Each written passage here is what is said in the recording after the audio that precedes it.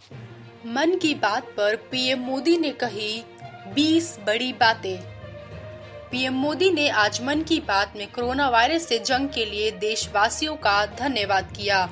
उन्होंने कई बातें कही और जिस तरह कोरोना काल में लोग इस दूसरे की मदद कर रहे हैं, उसे कोरोना के खिलाफ लोगों की जंग कहा। उन्होंने मन की बात में लोगों को एक मंत्र भी दिया, 2 गज दूरी बहुत है जरूरी। आइए जानते हैं पीएम मोदी ने मन की बात में क्या क्या बातें मेरे कही। प्यारे देशवासियों, मैं पूरी नम्रता पूर्वक, बहुत ही आदर के साथ आज 130 करोड़ देशवासियों की इस भावना को सर झुका करके नमन करता हूं। आप अपनी भावना के अनुरूप देश के लिए अपनी रुचि के हिसाब से, अपने समय के अनुसार कुछ कर सके, इसके लिए सरकार ने एक डिजिटल प्लेटफॉर्म भी तैयार किया है। ये प्लेटफॉर्म है covidwarriors.gov.in। मैं दोबारा बोलता हूं, covidwarriors.gov.in। सरकार ने इस प्लेटफॉर्म के माध्यम से तमाम सामाजिक संस्थाओं के वॉलेंटियर्स, सिविल सोसाइटी के प्रतिनिधि और स्थानीय प्रशासन को एक दूसरे से जोड़ दिया है। बहुत ही कम समय में इस पोर्टल से 1.25 करोड़ लोग जुड़ चुके हैं। इनमें डॉक्टर, नर्सिस से लेकर हमारी आशा, एएनएम बहनें, हमारे एनसीसी, एनएसएस के साथी, अलग अलग फील्ड के तमाम प्रोफेशनल्स, उन्होंने इस प्लेटफॉर्म को अपना प्लेटफॉर्म बना लिया है। ये लोग स्थानीय स्तर पर क्राइसिस मैनेजमेंट प्लान बनाने वालों में और उसकी पूर्ति में भी बहुत मदद कर रहे हैं। आप भी covidwarriors.gov.in से जुड़कर देश की सेवा कर सकते हैं, कोविड वॉरियर बन सकते हैं। साथियों, हर मुश्किल हालात, हर लड़ाई कुछ न कुछ सबक देती है, कुछ न कुछ सिखा करके जाती है, सीख देती है, कुछ संभावनाओं के मार्ग बनाती है और कुछ नई मंजिलों की दिशा भी देती है। इस परिस्थिति में आप सब देशवासियों ने जो संकल्प शक्ति दिखाई है, उससे भारत में एक नए बदलाव की शुरुआत भी हुई है। हमारे बिजनेस, हमारे दफ्तर, हमारे शिक्षण संस्थान, हमारा मेडिकल सेक्टर, हर कोई तेजी से नए तकनीकी बदलावों की तरफ भी बढ़ रहे हैं। टेक्नोलॉजी के फ्रंट पर तो वाकई ऐसा लग रहा है कि देश का हर इनोवेटर नई परिस्थितियों के मुताबिक कुछ न कुछ नया निर्माण कर रहा है। साथियों, देश जब एक टीम बनकर के काम करता है, तब क्या कुछ होता है, ये हम अनुभव कर रहे हैं। आज केंद्र सरकार हो, राज्य सरकार हो, इनका हर एक विभाग और संस्थान राहत के लिए मिलजुल करके पूरी स्पीड से काम कर रहे हैं। हमारे एविएशन सेक्टर में काम कर रहे लोग हों, रेलवे कर्मचारी हो, ये दिन रात मेहनत कर रहे हैं ताकि देशवासियों को कम से कम समस्या हो। आप में से शायद बहुत लोगों को मालूम होगा कि देश के हर हिस्से में दवाइयों को पहुंचाने के लिए लाइफलाइन उड़ान नाम से एक विशेष अभियान चल रहा है। हमारे इन साथियों ने इतने कम समय में देश के भीतर ही 3 लाख किलोमीटर की हवाई उड़ान भरी है और 500 टन से अधिक मेडिकल सामग्री देश के कोने कोने में आप तक पहुंचाया है। इसी तरह रेलवे के साथ ही लॉकडाउन में भी लगातार मेहनत कर रहे हैं ताकि देश के आम लोगों को जरूरी वस्तुओं की कमी न हो। इस काम के लिए भारतीय रेलवे करीब करीब 60 से अधिक रेल मार्ग पर 100 से भी ज्यादा पार्सल ट्रेन चला रही है। इसी तरह दवाओं की आपूर्ति में हमारे डाक विभाग के लोग बहुत अहम भूमिका निभा रहे हैं। हमारे ये सभी साथी सच्चे अर्थ में कोरोना के वॉरियर ही हैं। साथियों, प्रधानमंत्री गरीब कल्याण पैकेज के तहत गरीबों के अकाउंट में पैसे सीधे ट्रांसफर किए जा रहे हैं। वृद्धावस्था पेंशन जारी की गई है। गरीबों को 3 महीने के मुफ्त गैस सिलेंडर, राशन जैसी सुविधाएं भी दी जा रही हैं। इन सब कामों में सरकार के अलग अलग विभागों के लोग, बैंकिंग सेक्टर के लोग एक टीम की तरह दिन रात काम कर रहे हैं। और मैं हमारे देश की राज्य सरकारों की भी इस बात के लिए प्रशंसा करूंगा कि वो इस महामारी से निपटने में बहुत सक्रिय भूमिका निभा रही है। स्थानीय प्रशासन, राज्य सरकारें जो जिम्मेदारी निभा रही हैं, उसकी कोरोना के खिलाफ लड़ाई में बहुत बड़ी भूमिका है। उनका ये परिश्रम बहुत प्रशंसनीय है। मेरे प्यारे देशवासियों, ये सुखद संयोग ही है कि आज जब आपसे मैं मन की बात कर रहा हूं तो अक्षय तृतीया का पवित्र पर्व भी है। साथियों, क्षय का अर्थ होता है विनाश, लेकिन जो कभी नष्ट नहीं हो, जो कभी समाप्त नहीं हो, वो अक्षय है। अपने घरों में हम सब इस पर्व को हर साल मनाते हैं, लेकिन इस साल हमारे लिए इसका विशेष महत्व है। आज के कठिन समय में यह एक ऐसा दिन है जो हमें याद दिलाता है कि हमारी आत्मा, हमारी भावना अक्षय है। यह दिन हमें याद दिलाता है कि चाहे कितनी भी कठिनाइयां रास्ता रोके, चाहे कितनी भी आपदाएं आए, चाहे कितनी भी बीमारियों का सामना करना पड़े, इनसे लड़ने और जूझने की मानवीय भावनाएं अक्षय है।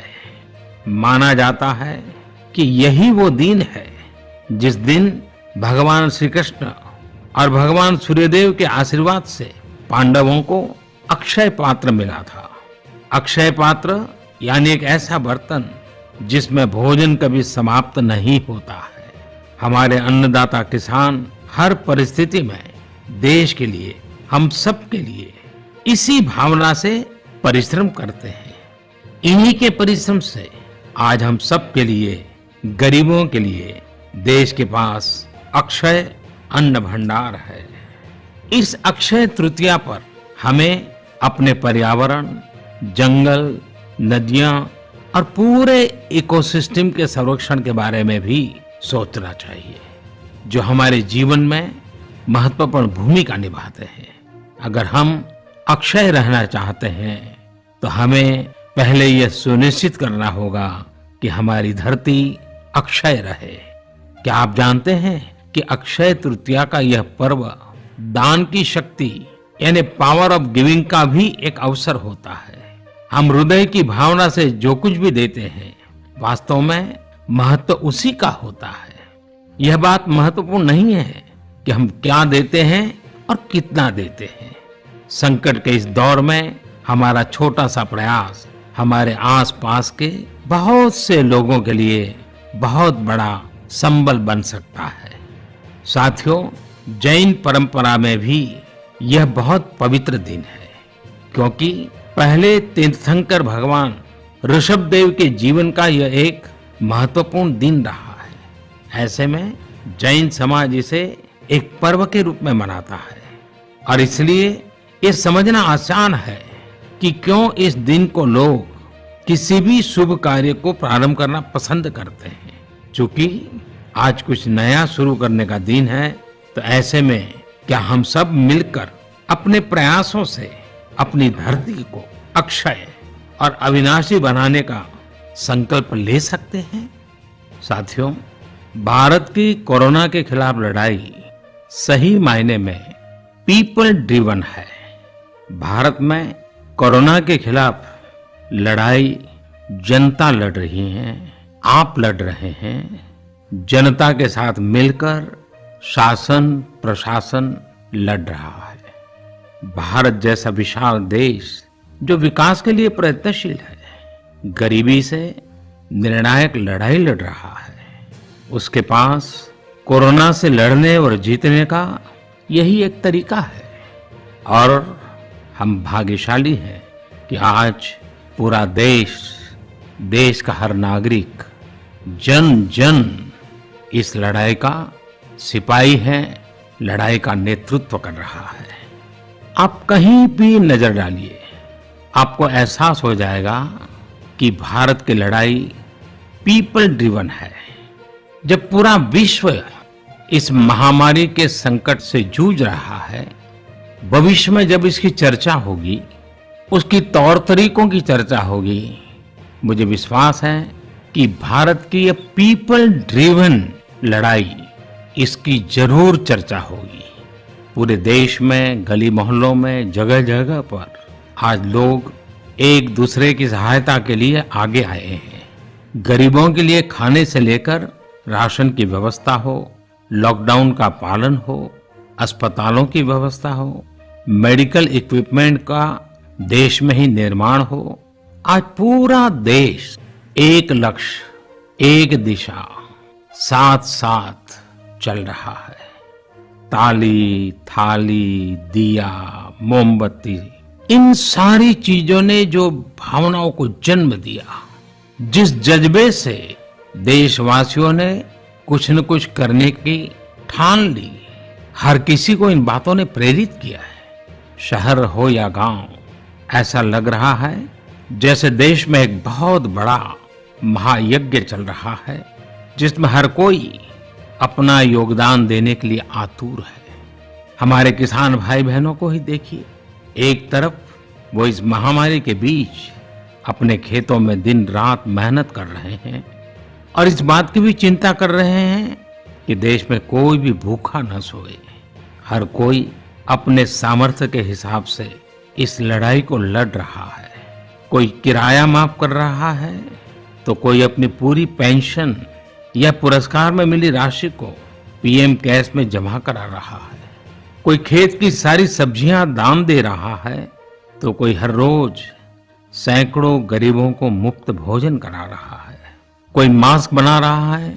कहीं हमारे मजदूर भाई बहन क्वारंटीन में रहते हुए जिस स्कूल में रह रहे हैं, उसकी रंगाई पुताई कर रहे हैं। साथियों, दूसरों की मदद के लिए आपके भीतर हृदय के किसी कोने में जो ये उमड़ता घुमड़ता भाव है ना, वही कोरोना के खिलाफ भारत की इस लड़ाई को ताकत दे रहा है। वही इस लड़ाई को सच्चे मायने में पीपल ड्रिवन बना रहा है।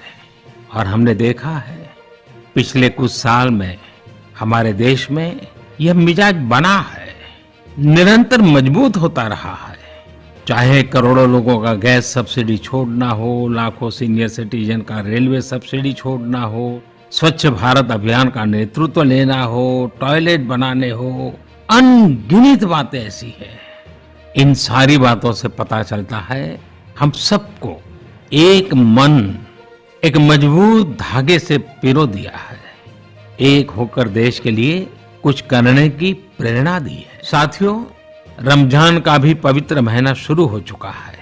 जब पिछली बार रमजान मनाया गया था, तो किसी ने सोचा भी नहीं था कि इस बार रमजान में इतनी बड़ी मुसीबतों का भी सामना करना पड़ेगा। लेकिन अब जब पूरे विश्व में ये मुसीबत आ ही गई है, तो हमारे सामने अवसर है इस रमजान को संयम, सद्भावना, संवेदनशीलता और सेवा भाव का प्रतीक बनाएं।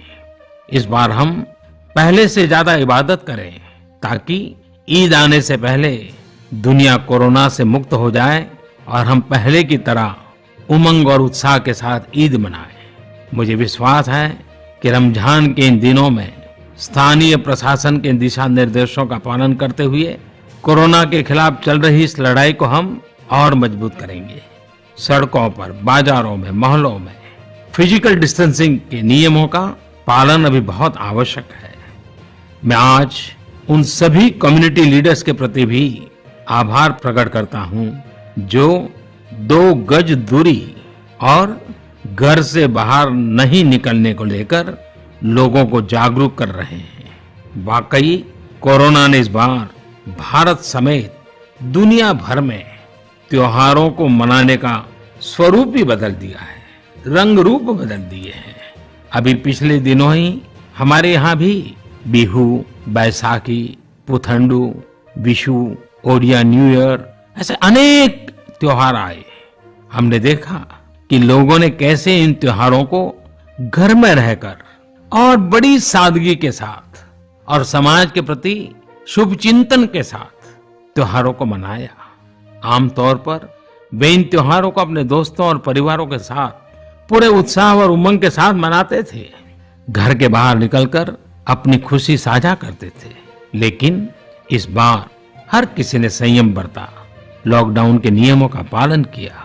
हमने देखा है कि इस बार हमारे ईसाई दोस्तों ने ईस्टर भी घर पर ही मनाया है। अपने समाज, अपने देश के प्रति ये जिम्मेदारी निभाना आज की बहुत बड़ी जरूरत है। तभी हम कोरोना के फैलाव को रोक पाने में सफल होंगे, कोरोना जैसे वैश्विक महामारी को परास्त कर पाएंगे।